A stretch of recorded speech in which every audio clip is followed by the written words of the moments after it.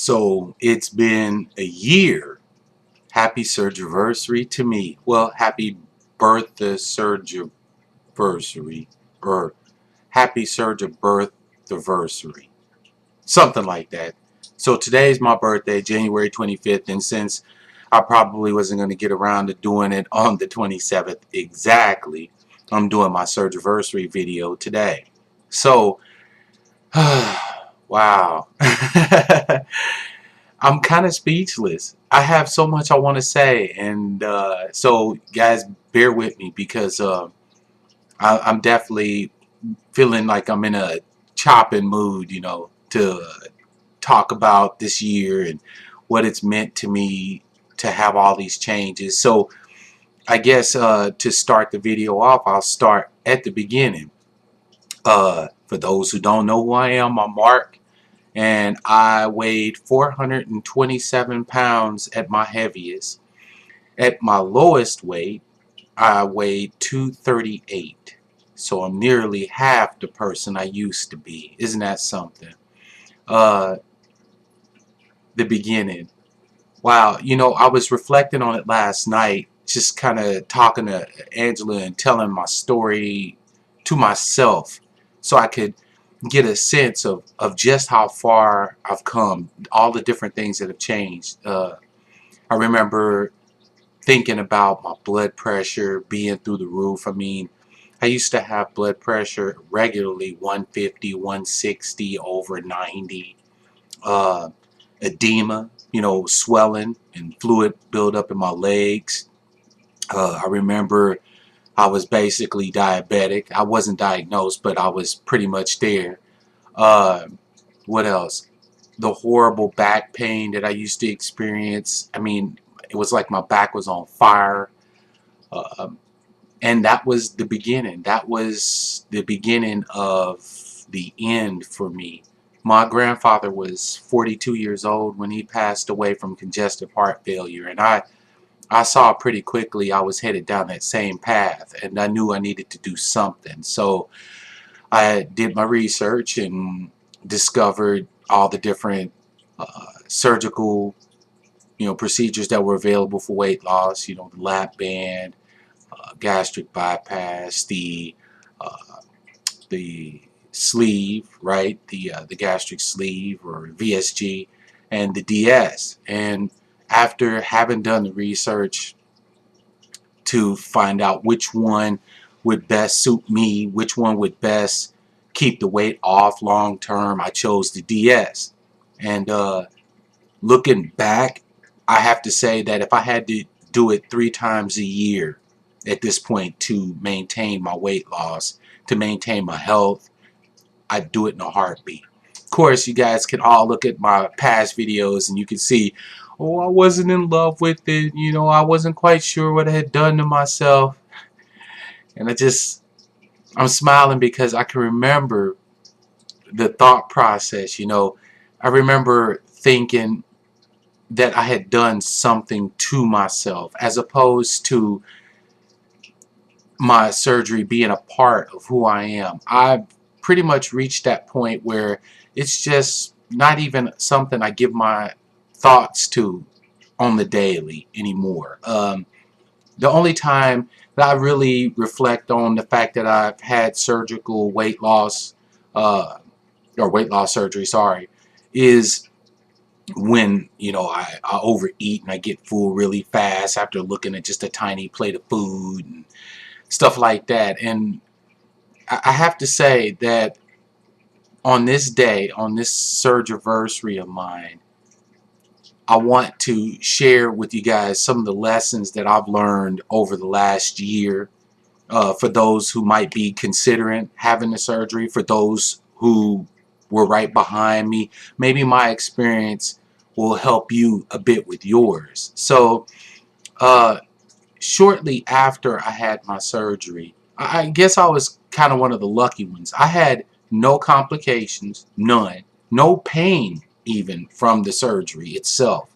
I remember when I was in the hospital with Angela and I woke up, I was expecting to be in some pain. I just went through a 6.5-hour surgery.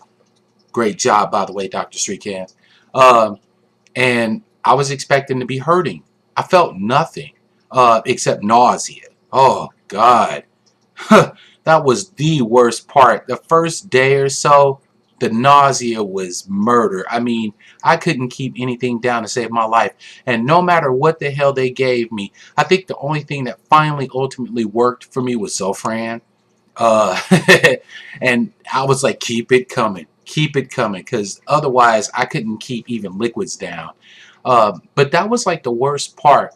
In the first couple of weeks after my surgery, instead of gaining weight, whether it was due to fluids in the hospital or whatever, I actually lost like 25 pounds my first 2 weeks of my surgery, at post-surgery. And I was shocked. I was not expecting that. My weight loss was pretty steady up until about month 10. And I'll touch on that. But um, so far, I have to say that, my expectations have been far exceeded. Um, when I got down to 315, and I was wearing a size like 42 pants, or whatever the case may be, I was content. I won't lie, peoples. I was so happy. I was like, man, a 42? Are you fucking kidding me? I was blown away. I said, if I didn't lose another pound, I would be ecstatic. And the fact is, I've lost, roughly 80 pounds past that. So, um, months 4 and 5 for me, I would have to say, were probably the hardest months because I was just getting in the swing of eating again, really, um, and a lot of head shit commenced that I wasn't prepared for. And again, feel free to review, my past videos because I discuss it in detail. It just, feelings of guilt and shame. Um, More anger than anything that I had let my life, or I should say that I was blaming myself for having let my life get to where something as drastic as weight loss surgery was even needed. Um, you know, my relationship with Angela was kind of screwy, and it was just a lot of shit that I wasn't prepared for. And so I went to go see a counselor and he helped me out immensely. I mean, I was pretty fortunate. I knew that I had some issues, and so I went into it with my eyes open, and I was able to get some help pretty fast. And I strongly recommend, again, if you have not done so, to seek out somebody, whether it's your minister, priest, a counselor, a good friend. Just have somebody that you can talk to, that you trust, about the issues that spring up, because the surgery doesn't fix your head. There was a lot of things that occurred in your life that were a part of your thought process that your surgery doesn't change at all. And so, again, I strongly recommend it. Uh, Months 6, 7, I had a stall, I think, during month 6. You can, again, review the previous videos.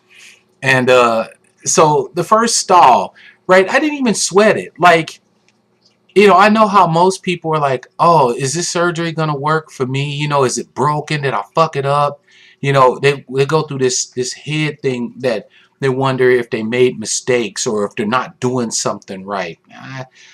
The only thing that I still haven't done, and you guys are just going to have to fucking forgive me for it, is I still haven't exercised. Like, I walk a lot, as much as possible, as a matter of fact. And but I don't have like an exercise regimen or anything like that. And now that my weight loss has really started to slow down, especially since, like, I would say month 10, I've been hovering back and forth between like 246 and 241. I'll go back and forth day in and day out. So I've been in a stall, I guess you would say, roughly about 2 months. I could attribute it to a couple of different things. One, like I said, I don't exercise, and I intend to correct that as soon as we get something resembling spring in this motherfucker. Because man, this winter has been brutal. It's cold. We had a snow and ice storm just a few days ago. Had a windstorm last night. So I don't have a job. Don't have any money. Gym membership is out. So I would have to exercise outside, and with the weather being what it is, screw that. I'll wait till spring. But also, my carbs, I drink a lot of juice and shit like that. I'm still not real heavy into soda, although I like soda. So if I cut back on that stuff and really started to exercise, I could see some weight coming off again. And I don't expect to really stop losing weight till about maybe another 6 months from now. The average person starts to hit that maintenance point around between 14 and 18 months. So whatever. I mean, like I said, I'm content. I'd like to maintain where I'm at. So some stats. Uh, I wear like a size 36 pants, which is the smallest I've ever been as an adult. As a matter of fact, the last time I wore size 36 pants, I was, I believe, in the 8th grade, 8th or 9th grade, something like that. 1X to large shirts, depending on the cut. I've lost 2 shoe sizes. I got to tell you, I look like a human Shar-Pei, loose skin everywhere. Fuck it. Who cares, right? Um, I haven't had any labs done yet. Again, without a job, I just can't afford to go and get the labs done like I want. So I'm looking for some work. I wouldn't really much care about the pay as long as I had healthcare benefits. So any of y'all out there up in my area, up here in Western Washington, and know somebody is hiring, get at your boy, please. Anyway, what else did I want to talk about? I wanted to reflect on more about my life prior to the surgery, because I don't think I've talked about that enough in my videos. I've been, I need to rephrase that now. I was a big man my whole life, a big person my whole life. Even as far back as I can remember, I was always fat. And that's just the way it was. And because that was the way it was, I never let my size stop me from doing anything. Um, I'm a veteran. I went in the military, and I was fat even when I went in the military. I weighed, I think, 221 when I entered into boot camp. I subsequently got down to 205 after leaving advanced instructional training. And so even then, I was big. And uh, after I got out the military, my weight went up and hovered around 265 or so for quite a few years, and then to like 285, and I hovered there for a few more years. And my weight steadily crept up, but there was no issue with it. Like, it didn't stop me from working. It didn't stop me from meeting women. It didn't stop me from running or walking or doing anything that I wanted to do. And I used to pride myself on that. I'm sure a lot of you can relate. Yeah, I'm big. So what? It doesn't stop me from doing anything. And that was true up until the time I hit about 35, 36 years old. And then I started to see my weight go up even more, from like the 350s to 380s, then the 390s, then the 400s. And as my weight kept going up, my body was starting to break down. My legs would swell, full of fluid. I hear swishing in my ears from my blood pressure being so high. Um, and the pains from my joints and in my back. All of these things started to happen to me kind of all at once. It was just like a sort of a cascade, a snowball, if you will. And I have to say that part of the problems I've had throughout my life was that for all that I was comfortable being big, it was my rut. You know, like it was a catch-22. Oh, I can't do this, or I can't do that, or I can't have this, I can't have that because I'm big. So I don't go after those things, which decreases my confidence, my self-esteem, which makes me think, well, I can't have those things because I'm big. So I've got this big fucking sick twisted circle going on in my head, and it's never letting me go anywhere, never letting me move forward. My life up until my surgery was, in my mind now, amazingly sad. I had and I have so much potential to do pretty much anything I set my mind to, but I just had no confidence. And it's a shame. Yeah, I'm saying it. It's a shame that it took something as drastic as risking death on an operating table to give me back some degree of confidence that I should have had in my life the whole time. I want to tell people out there that if you're going to choose the route of weight loss surgery, go for it. I will never dissuade any one of you.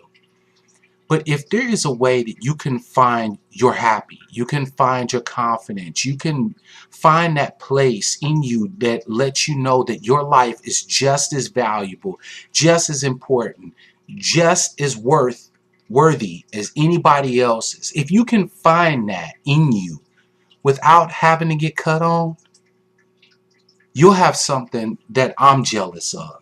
You'll have a life that you build without any type of need of any type of intervention whatsoever. And it's something you should definitely be fucking proud of. I don't want to keep this video going too much longer. It's been my longest so far, and I've tried to keep a reputation for being at least somewhat terse. Bullshit, I've been verbose as hell. Anyway, I just want to say thank you to all the people out there that have watched my videos, that have posted comments, that have sent me messages on Facebook, that have supported me all throughout this thing. Your help, your love, your friendship, your willingness to share your stories, your experiences have made my life up to today so much better than it could have been. I want to thank Angela. Angela, you are better to me than you probably believe that I think you are. And whatever occurred between us to make things how they are now, I want you to understand that there's nothing but love in here for you from me. You were there every step of the way, and I know it wasn't easy. As a matter of fact, I know it was hard. Dealing with your own shit, dealing with my shit, and yet you stuck it out, and you continue to stick it out and put up with me. And words fail me. I don't have the words to express just how grateful and how important you are to me. I want to thank all of my friends on the OHDS group on Facebook. You guys, wow, your stories, sometimes I'm like, what the hell, right? But even though I don't post a lot, I read a lot, and I'm grateful to each and every last one of you. Nan, KJ, Marcy, Darcy, everybody who's had a hand or a word or a say in how I should, think about things or look at things. You guys are just amazing to me. I also want to thank my personal support group here in Seattle. We meet at the Sizzler in South Center every second Saturday from 3 till whenever, because we all love to talk, we all love to eat, we all love to chop. And everybody there has just been fantastic. Laura, uh, Gail, Tracy, Lisa, even though she's gone. We've had some people that left, but I love all of you. Without my support group, I think I'd have been a nutcase.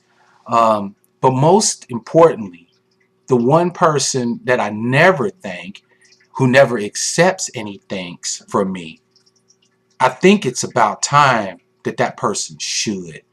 Dr. Srikanth, you you were a miracle worker. I was afraid, and you consistently let me know that you were pulling for me, that you believed that I could be a success with this tool that you give me, or that you gave me.